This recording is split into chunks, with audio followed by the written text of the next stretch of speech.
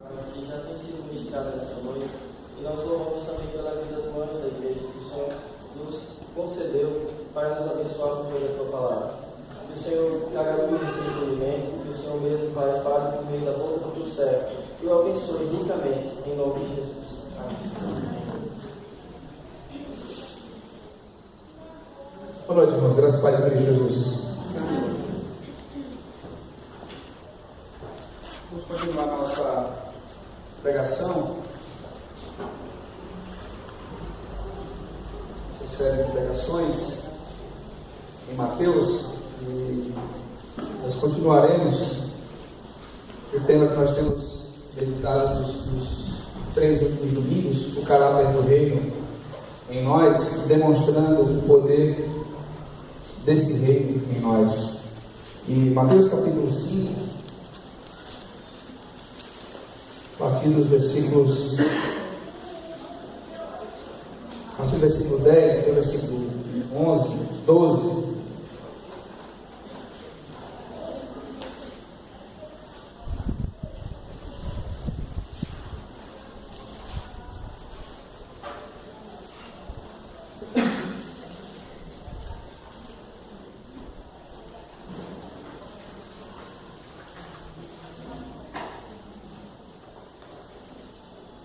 Quero convidar você a ler junto comigo os versículos de 10 a 12. Vamos ler juntos? Assentado mesmo? Bem-aventurados os perseguidos por causa da justiça, porque deles é o reino dos céus. Bem-aventurados sois, quando por minha causa vos injuriarem, vos perseguirem, e mentindo disserem todo o mal contra vós. Regozijai-vos e exultai, porque grande é o vosso galardão dos céus. Pois assim perseguiram os profetas que vieram antes de vós. Vamos orar? Senhor, nós te agradecemos pela tua palavra. Deus, e pedimos a ti, Deus, fale o nosso coração.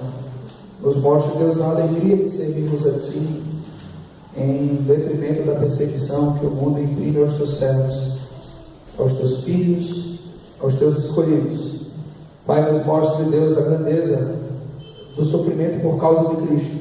Assim como tiveram essa percepção o apóstolo João, o apóstolo Pedro, Paulo, Silas e tantos outros servos ou servos que não tiveram por preciosa para si mesmos suas próprias vidas, mas por causa do nome foram perseguidos e até mortos. Que o Senhor nos conceda, Deus, a alegria, Deus, de vislumbrarmos, de visualizarmos algo ainda muito maior do que a vida neste mundo. No nome do teu Filho Jesus, nós oramos e agradecemos. Amém. Queridos irmãos, então, nós estamos falando sobre o caráter do reino de Deus em nós. E esse caráter é demonstrado dia a dia na nossa prática de vida, na nossa caminhada cristã. Nós temos enfatizado sempre a primeira bem-aventurança: bem-aventurados os humildes de espírito, porque deles é o reino dos céus. E nós vemos que a explicação dos humildes de espírito também se dá naqueles que são perseguidos por causa da justiça. Bem-aventurados os perseguidos por causa da justiça, porque deles é o reino dos céus. Então nós vemos que a conclusão do versículo 3 é a mesma do versículo 10. E por que nós temos essa mesma conclusão? Nós temos essa mesma conclusão porque os que são humildes de espírito, eles são aqueles que vão em busca da obediência. Os humildes de espírito não são arrogantes, não se acham mais santos, não se acham mais espirituais. Pelo contrário, quanto mais eles têm a luz de Cristo, quanto mais eles têm o conhecimento de Deus, eles se veem mais pecadores, eles se veem mais necessitados, né? Então, esse é um paradoxo com um ato totalmente contrário dos fariseus. Jesus, ele falando em Mateus capítulo 23, ele diz assim: olha, observem o que os fariseus dizem, mas não façam o que eles fazem. Então dá para ver o que Jesus diz a respeito dos fariseus, que vai resultar no ditado que nós temos hoje, que começa com os fariseus: faça o que eu mando, mas não faça o que eu faço. Então, os fariseus eram assim.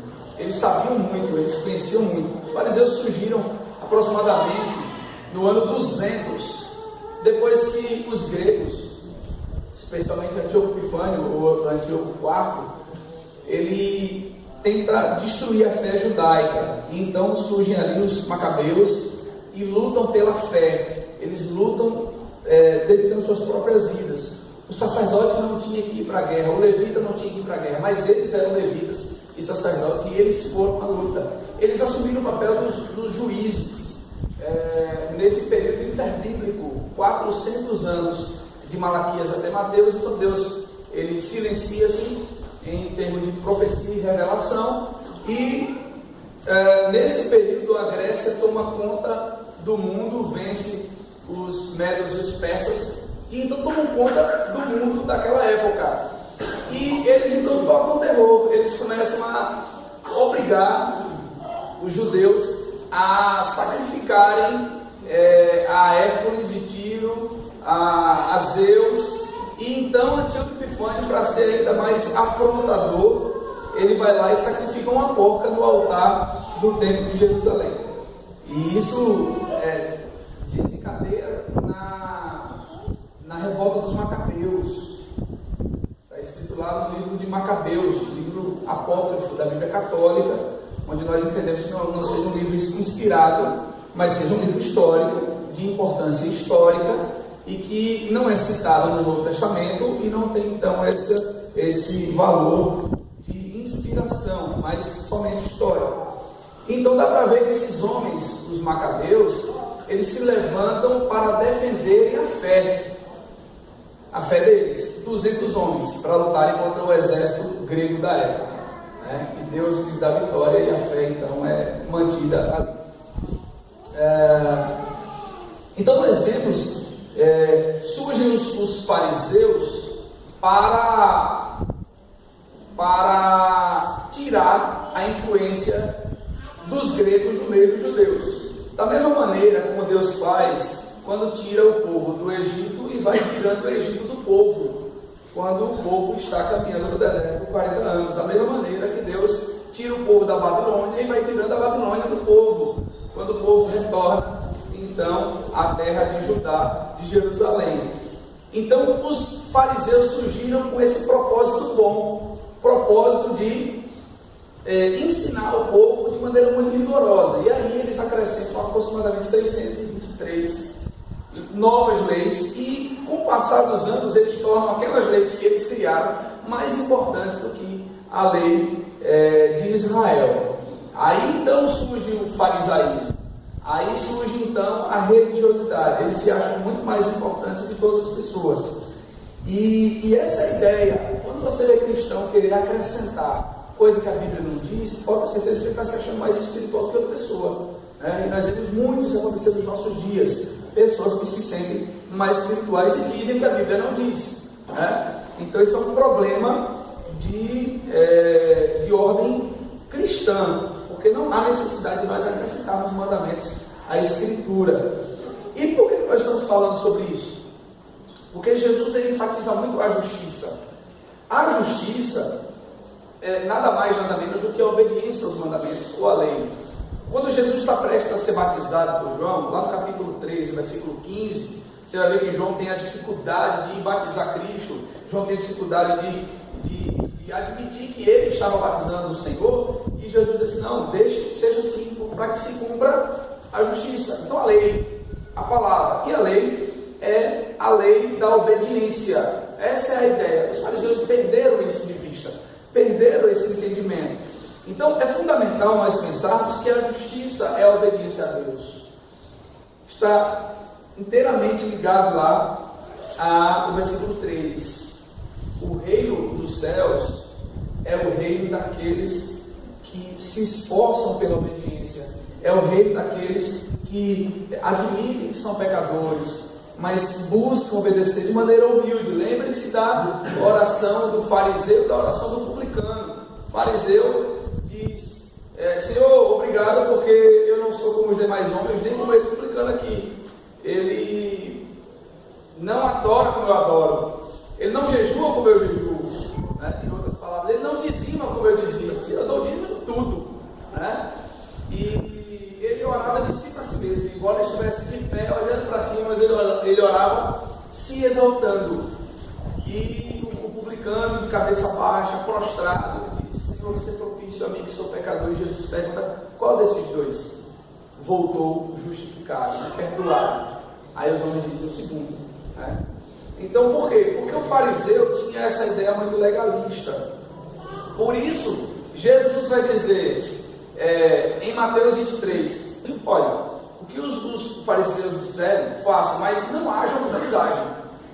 E também Jesus vai dizer em Mateus capítulo 6, olha, a justiça de vocês deve exceder muito a dos fariseus, né? Ou seja, os fariseus tinham a justiça deles, né? A lei deles, mas a lei de vocês, a obediência de vocês deve ser maior do que a deles. Eles conheciam, eles sabiam de capa a capa todo o significado da lei, mas eles não praticavam. E eles achavam até que as suas leis, que a sua maneira de interpretar a lei era até mais santa do que a dos demais homens. Por isso que eles buscam sempre acusar Jesus.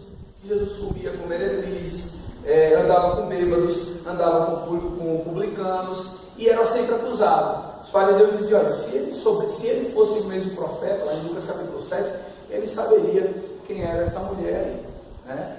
Em relação à mulher que chega lá e quebra o vaso de alabastro e molha os pés de Cristo, rega os pés de Cristo com lágrimas, e depois passa o cabelo, e depois joga o seu unguento ali, cheiroso. E Jesus então diz que um dos fariseus ali falava para consigo mesmo: se fosse profeta, ele saberia quem era essa mulher.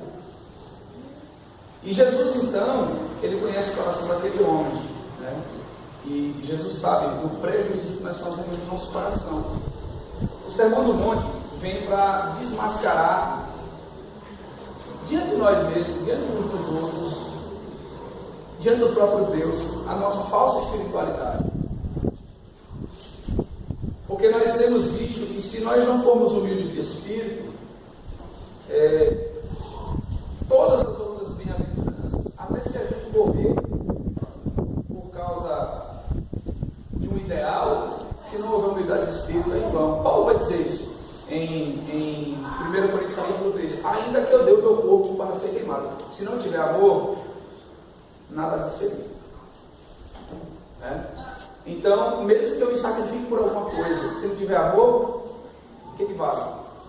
Então, é uma lição que nós temos no Sermão do Monte, quando nós observamos que a humildade de espírito é a principal característica do céu em nós.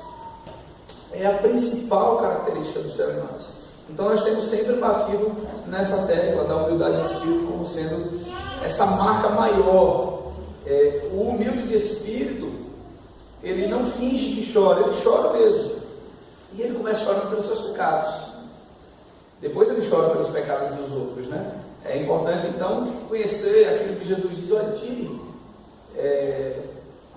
a trave do teu olho primeiro, para depois você indicar para o seu irmão, dizer para o seu irmão que tem um ardeiro no olho dele, tem um cisto no olho dele, né? Então o humilde de espírito, primeiro ele olha os seus pecados, ele olha para si mesmo, ele reconhece as suas faltas, ele reconhece suas necessidades, suas dificuldades, ele reconhece que precisa de Deus para transformar o seu coração, para transformar a sua vida, e ele então, ele chora por isso.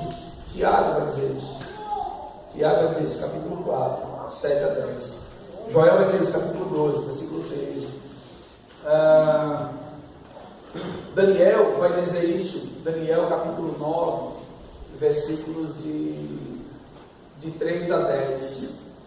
Daniel, um homem tão santo, tão servo de Deus, na hora de orar a Deus, ele diz: Senhor, ao Senhor cabe a justiça, ao Senhor cabe a misericórdia, a nós cabe o coragem da vergonha, ou seja, cabe nos envergonharmos em público, demonstrarmos quando ficamos vermelhos de vergonha.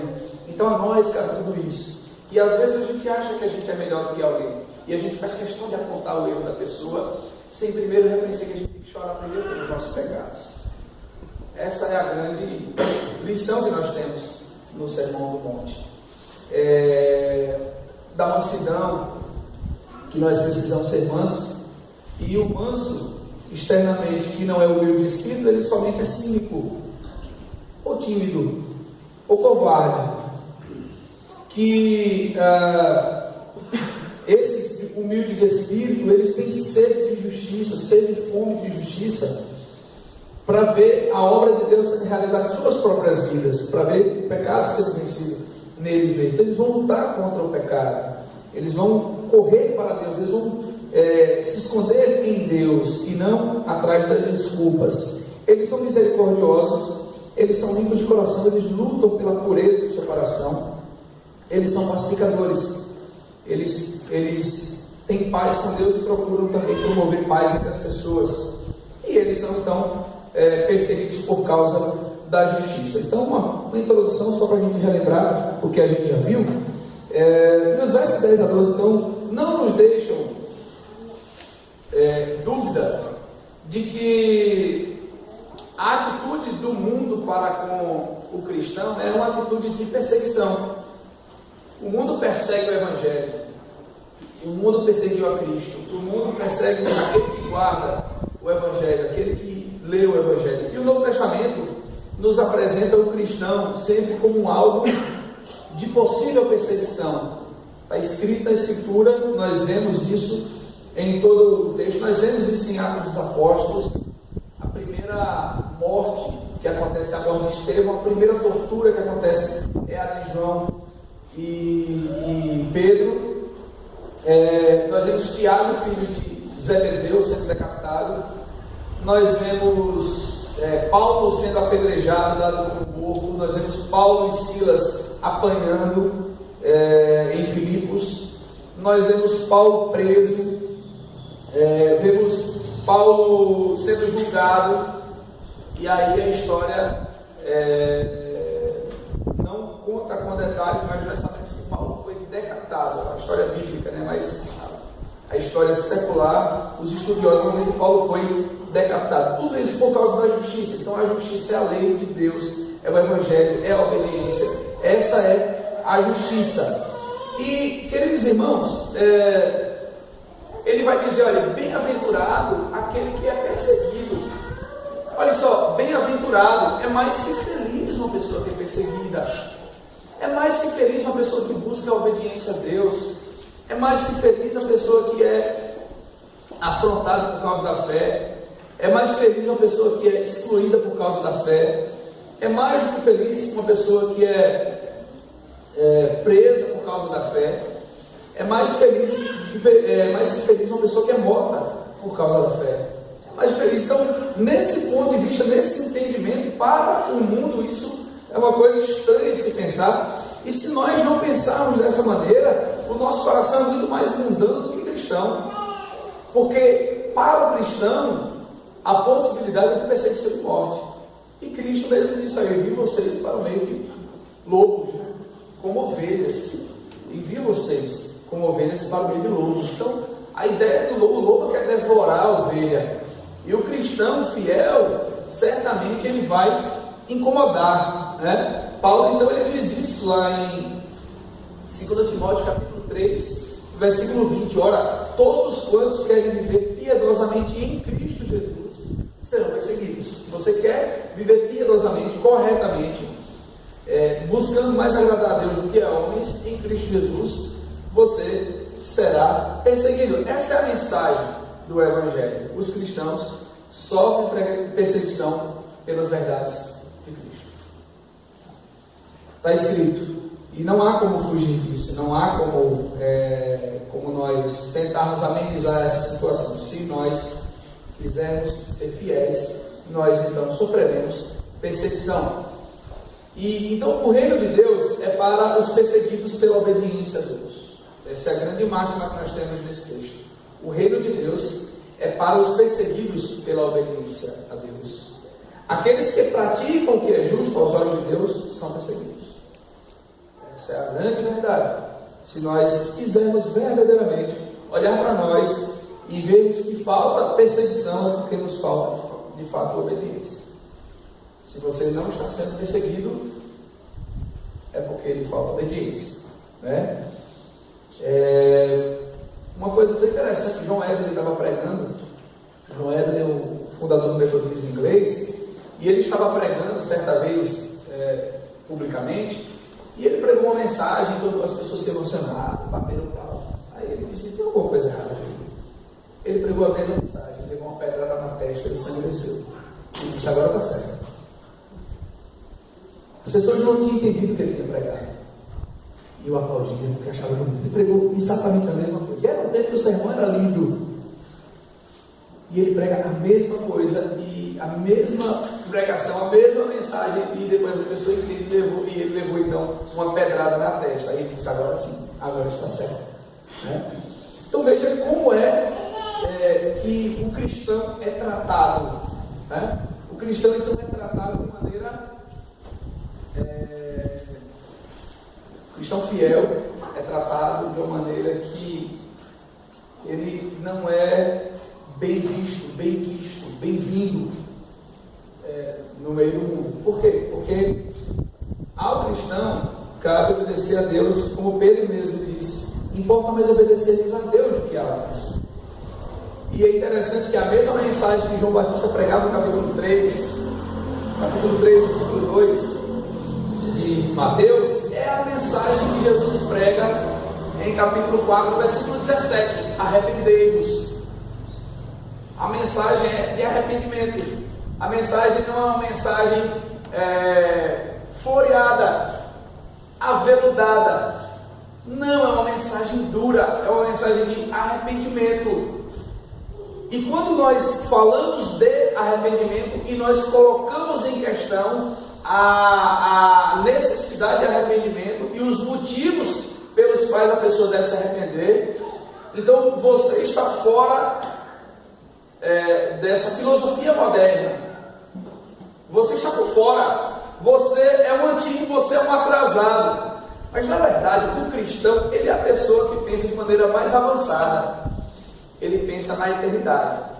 Enquanto o mundano acha que ser avançado é pensar que os tempos são outros, que agora homem e mulher podem amar de maneira erótica pessoas do mesmo sexo, né? Nós sabemos que não.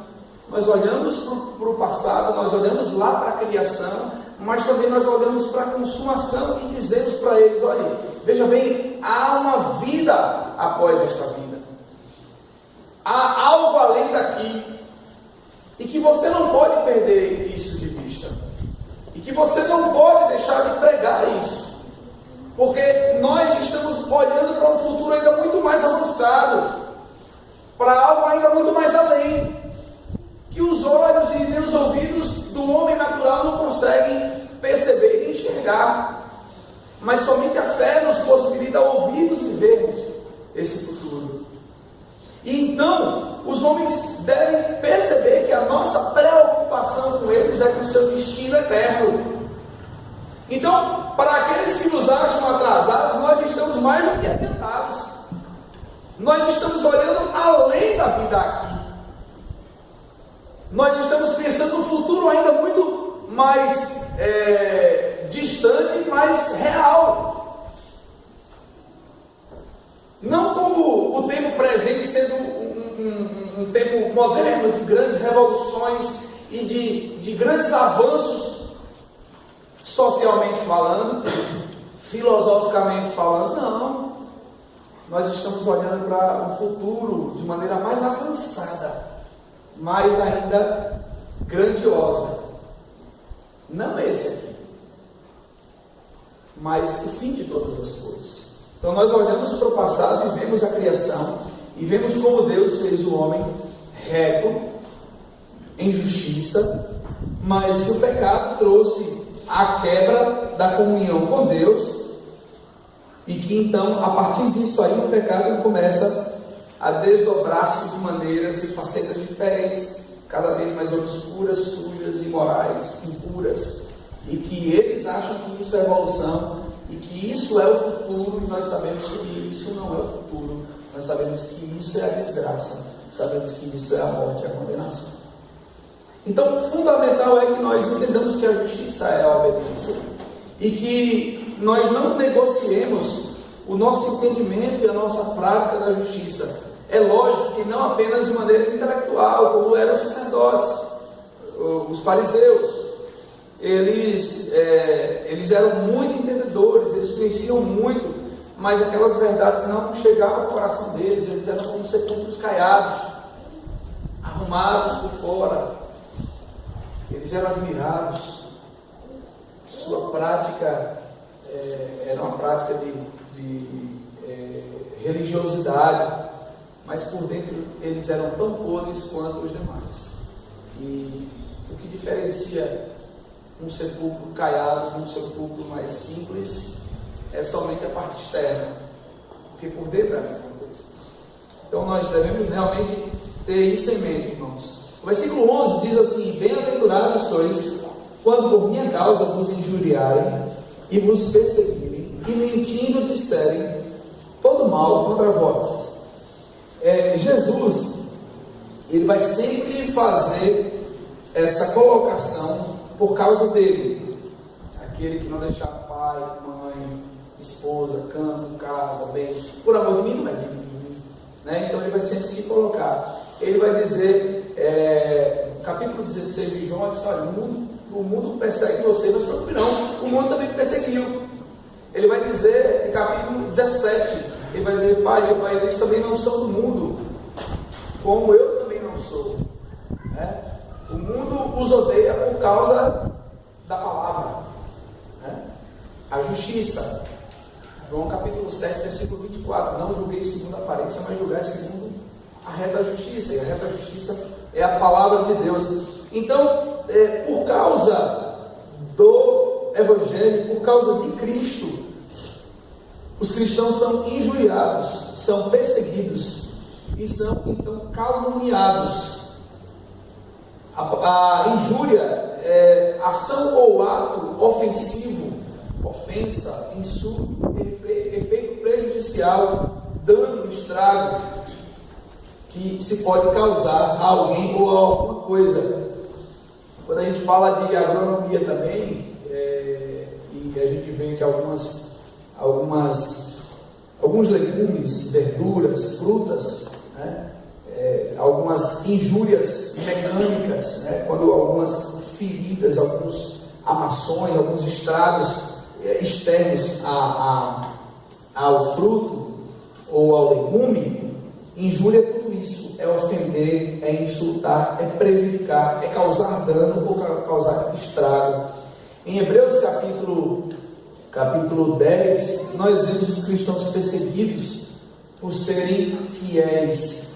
Nós vemos em João capítulo 15, versículo 17 e 19, Jesus dizendo que ele foi odiado pelo mundo, seus discípulos também seriam. Nós vemos Mateus capítulo 10, versículo 28, Jesus fala sobre a certeza da perseguição, com a possibilidade de morte de seus discípulos. Mateus 10, versículo 28, vamos ler esse texto, Mateus 10, versículo 28, queria que alguém que encontrasse, por favor, lesse, Mateus 10, verso 28.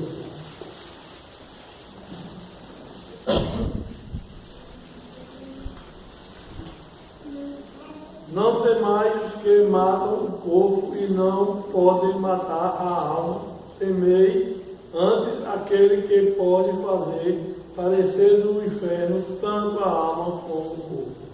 Tanto a alma quanto o corpo. E a gente pensa muitas vezes que só vai para o inferno a alma, né? Mas na verdade vão para o inferno a alma e o corpo. Por quê? Porque para a condenação haverá a ressurreição de mortos. Os mortos em Cristo terão seus corpos glorificados, onde não tem possibilidade de entrar pecado no céu. E os mortos sem Cristo, eles vão retornar à vida, e eles vão sofrer no corpo e na alma.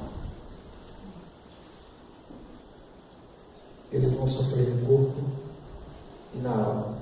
Então não temais os que matam o corpo e não podem matar a alma. Temei antes aquele que pode fazer perecer no inferno tanto a alma como o corpo.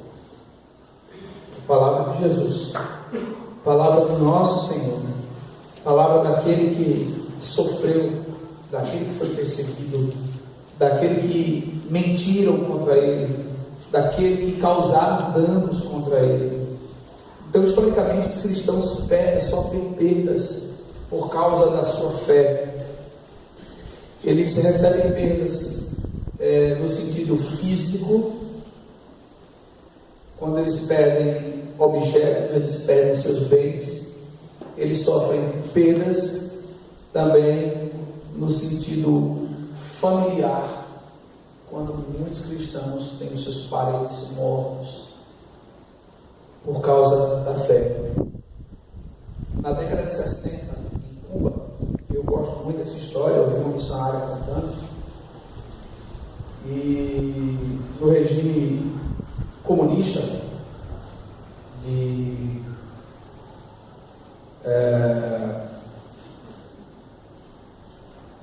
como é o nome dele agora? Fidel Castro.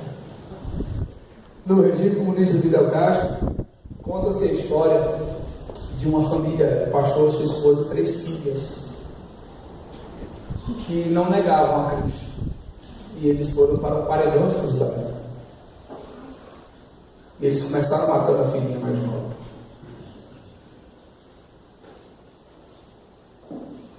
Começaram pela mais nova.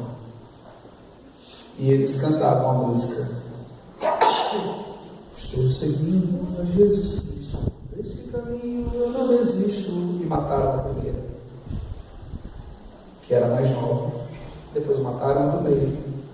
Depois mataram a mais velha. E na hora que foi matar a esposa, o pastor travou a sua garganta, não conseguia falar.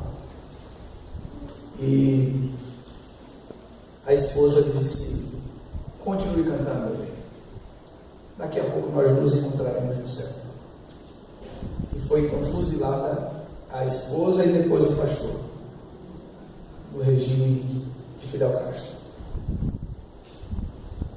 Todos os dias cristãos são mortos. Na Coreia do Norte, nos países do Oriente Médio, quer pelo islamismo, quer pelo comunismo, todos os dias. Na Rússia, aproximadamente 70 milhões de pessoas foram mortas no comunismo russo. Porque os homens, eles não admitem esse Deus. E é interessante, eu lembro da fala do nosso irmão Natan, aqui no Shockwave, e ele falou algumas coisas muito interessantes, e 2 frases, duas coisas ele falou muito interessantes, e eu até pedi para que ele me mandasse, e ele me mandou, quando ele fala 2 frases atribuídas a Lenin, em 1909. Primeiro, a guerra contra quaisquer cristãos, para nós, é inabalável. Fazer questão de guerrear contra os cristãos. Ele disse uma outra coisa interessante: devemos lutar contra a religião. Isto é o ABC de todo o materialismo e, portanto, do marxismo. Frase também de Lenin, né? Então essas frases foram ditas em seu discurso na Revolução Russa, quando a proposta deles, a ideia deles, a intenção deles era de fato acabar com os cristãos. E é interessante que 100 anos depois, Lenin, ele disse uma coisa interessante na história. Ele disse assim: olha, 100 anos depois, o cristianismo vai ser sepultado na Praça Vermelha. E exatamente 100 anos depois, aconteceu um grande culto na Praça Vermelha. Lenin morreu, o cristianismo não. A fé cristã não morreu. Ela continua viva. Sabe por quê? Porque Deus tem compromisso com a sua palavra e com o seu povo. O evangelho do reino será pregado em todas as nações e então virá o fim. Não é os homens, não são os homens que darão fim ao evangelho do reino, mas o próprio Deus. Não haverá mais a necessidade de se pregar o evangelho, porque Deus restaurará todas as coisas. E essa é a esperança do seu povo. Nós temos esperança. Nós acreditamos que o comunismo não vai acabar com o cristianismo. Nós acreditamos que o islamismo não vai acabar com o cristianismo. Nós acreditamos que o ateísmo não vai acabar com o cristianismo. Porque maior é aquele que está em nós do que aquele que está no mundo, diz a palavra de Deus. Queridos irmãos, nós não podemos perder isso. Nós não podemos perder essa expectativa, ainda que a morte se aproxime de nós por causa da nossa fidelidade a Deus. Nós não podemos de maneira nenhuma. E Cristo, ele vai encerrar dizendo, ele vai dar 3 motivos muito importantes para essa bem-aventurança. Ele vai dizer, primeiro, aqueles que são perseguidos por causa da justiça, é deles que é feito o reino dos céus. Talvez você esteja aqui, se você não é perseguido por causa da justiça, se você não tem vivido de maneira obediente a Deus, ou algum de nós, por que não falarmos assim, todos nós não seremos perseguidos. Agora imagine você, o quanto ficará evidente que nós não somos aqueles que fazem parte do reino dos céus. Essa é a nossa tristeza. A tranquilidade, a aceitação de nós nos meios onde nós andamos. Estamos inseridos nessas várias camadas da sociedade, nos vários ambientes da sociedade, nos vários grupos da sociedade, mas não estaríamos então inseridos no grupo daqueles que fazem parte do reino dos céus. E essa é uma derrota para nós, é uma tristeza para nós. Por quê? Porque nos falta conhecimento e obediência à justiça. Então a primeira grande característica que Jesus fala sobre os que são perseguidos por causa da justiça e por causa dele deles é o reino dos céus. Segunda característica, bem-aventurados sois quando por minha causa vos injuriarem e vos perseguirem e mentindo disserem todo o mal contra nós. Segunda característica, Cristo é a causa das nossas vidas. E Mahatma Gandhi disse uma coisa interessante. Ele diz assim, aquele que não dá a sua vida por uma causa não pode viver por ela. Uma frase interessantíssima de Mahatma Gandhi, que não era cristão, hindu, e ele diz isso de uma forma que a gente para e pensa, se a gente não morrer por Cristo, a gente não é digno de viver por Ele, e não é digno também da vida eterna, se nós entendemos que nós devemos morrer por Cristo. Por isso a Bíblia diz que nós devemos viver de modo digno do Senhor, para o seu ter agrado. A gente tem que viver como se de fato a gente merecesse a Cristo.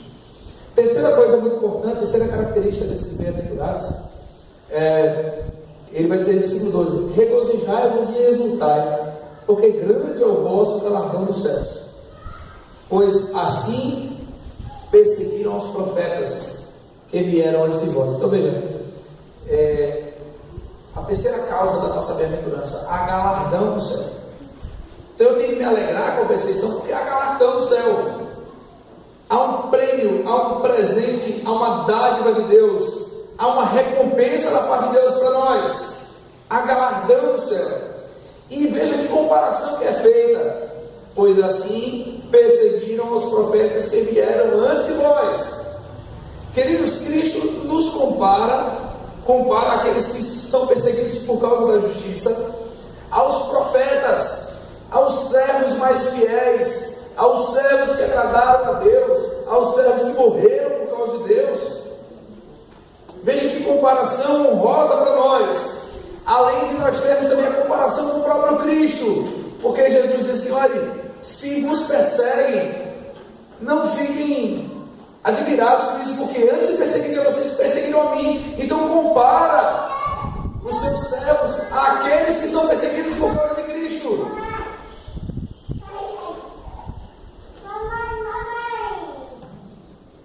Os perseguidos, eles são os representantes do Senhor. E nós vivemos dias de pessoas que buscam galardão na terra, buscam prêmios diante dos homens. Para muitos, falarmos de herança e de galardão celestial é apenas um discurso fraco de um Deus fraco.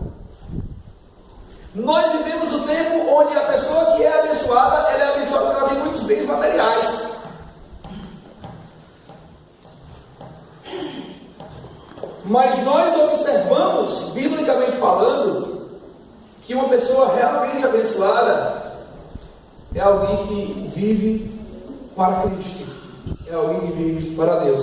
Se de fato formos perseguidos por causa da justiça ou do Senhor, temos a certeza que somos servos fiéis, que nossos nomes estão escritos no rol de membros dos céus e que temos um lugar com Deus, pois sabemos que nosso lugar não é aqui, nós não somos daqui, como disse o próprio Senhor Jesus. E para a nossa reflexão, irmãos,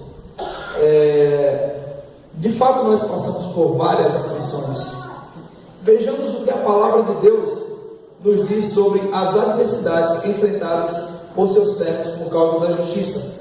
Apocalipse capítulo 12, versículos de 10 a 12, se você quiser abrir, Apocalipse 12, de 10 a 12, diz assim, Apocalipse 12, de 10 a 12: Então ouvi uma voz grave que vinha dos céus, proclamando: Eis que agora chegou a salvação, o poder e o reino do nosso Deus, e a autoridade do seu Cristo, pois foi expulso o acusador de nossos irmãos, o mesmo que os denuncia de dia e de noite perante o nosso Deus. Agora veja o versículo 11 de Apocalipse capítulo 12: Eles, portanto, o venceram por causa do sangue do Cordeiro e por intermédio da palavra do testemunho que anunciaram, posto que face a face com a morte não amaram mais a própria vida. Aí o versículo 12 diz: Sendo assim, celebrai os céus, e vós os que neles habitais. Entretanto, ai da terra e do mar, pois o diabo desceu até vós, e ele está totalmente encolerizado, porquanto sabe que pouco tempo lhe resta para o seu fim. Olha só, aqueles que vencem o acusador, vencem a Satanás, vencem por causa do sangue do Cordeiro, por intermédio da palavra do testemunho, e face a face com a morte não amam suas próprias vidas. Que texto lindo, fantástico, que texto que nos faz olhar para nós mesmos e tem alguma coisa errada comigo, porque eu não tenho sido perseguido por causa da justiça. Lucas capítulo 14, versículo 26 diz: Se alguém deseja seguir-me e ama a seu pai, sua mãe, sua esposa, seus filhos, seus irmãos e irmãs, e até mesmo a sua própria vida mais do que a mim, não pode ser meu discípulo. João capítulo 16, versículo 33: Eu vos preveni sobre esses acontecimentos, para que tenhais paz. Neste mundo sofrereis tribulações, mas tenha coragem, eu venci o mundo. 1 João capítulo 2, versículo 13: Pais, eu vos escrevo porque conheceis aquele que é desde o princípio. Jovens, eu vos escrevo porque vencestes o maligno. Apocalipse capítulo 2, versículo 10: Não temas nada do que estáis prestes a sofrer. Eis que o diabo está para lançar alguns de vós na prisão, a fim de que sejais provados e sofrereis perseguições durante 10 dias. Ser fiel até a morte, e eu te darei a coroa da vida. Apocalipse 2, versículo 13: Conheço o lugar que vives, onde se encontra o trono de Satanás.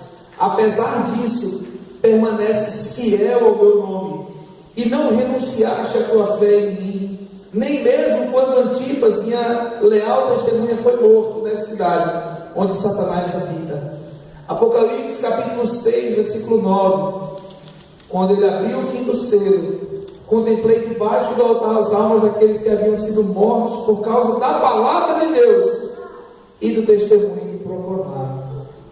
Apocalipse capítulo 7, versículo 14: E eu lhe respondi: Ó meu Senhor, tu sabes. Ele me afirmou: Estes são os que vieram da grande tribulação e lavaram as suas vestes e as alvejaram no sangue do Cordeiro. Apocalipse capítulo 15, versículo 2.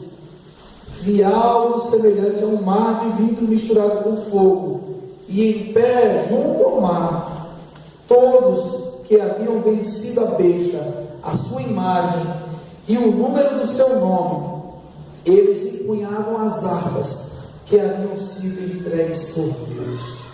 O povo de Deus é um povo que teme a Deus e não teme as perseguições.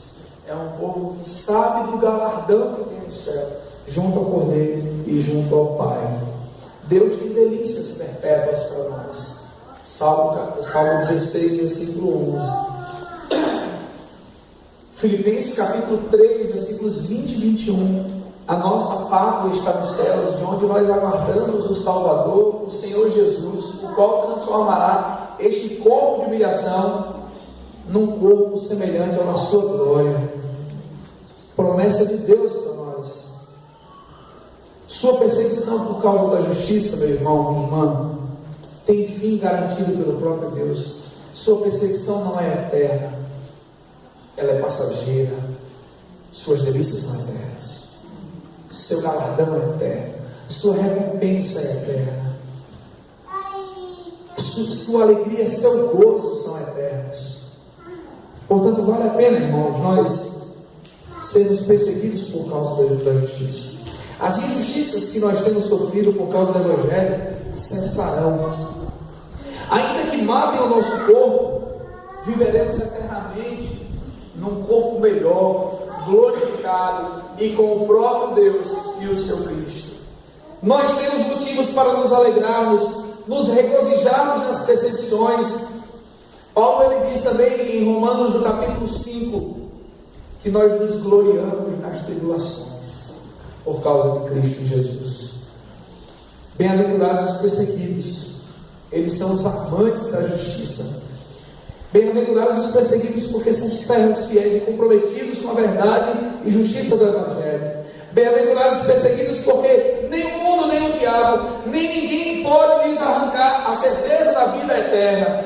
Bem-aventurados os perseguidos, porque eles desfrutarão das delícias eternas prometidas àqueles que perseveram, que são fiéis até a morte. Ser fiel até a morte e dar-te-ei a coroa da vida. Essa é a palavra de Deus para todos nós. Queridos irmãos, vale a pena sermos fiéis. Vale a pena amarmos mais ao Senhor do que a nossa própria vida. Vale a pena amarmos mais ao Senhor do que a nós mesmos. E eu copiei a mão aqui uma frase de Agostinho, Santo Agostinho de Hipona. Ele diz assim: a morte que os homens tanto temem é apenas a separação entre corpo e alma, mas a morte que a maioria dos homens não tem é a eterna separação de Deus. Nós não devemos temer aquele que pode matar o nosso corpo.